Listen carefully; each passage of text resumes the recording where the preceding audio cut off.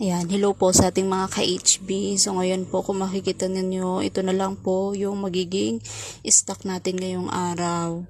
So ayan, tinatapos na lang po namin yung natira pang materyales ngayon. So kung mapapansin nyo po, yan na lang po yung buhangin natin. Kasi nagkaroon po ng temporary suspension of quarrying operations yung Albay.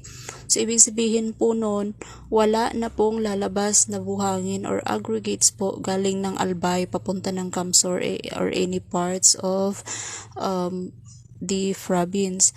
So ibig sabihin po, yung kung ano lang po yung stock natin ngayon, yun na lang po yung ating magagamit, and then after that, hindi pa po natin alam kung kailan po ulit may ibabalik yung quarrying doon sa Albay. So baka po magkaroon po tayo ng pag-stop po sa operation ng hollow block. So sad to say, pero wala po tayong magagawa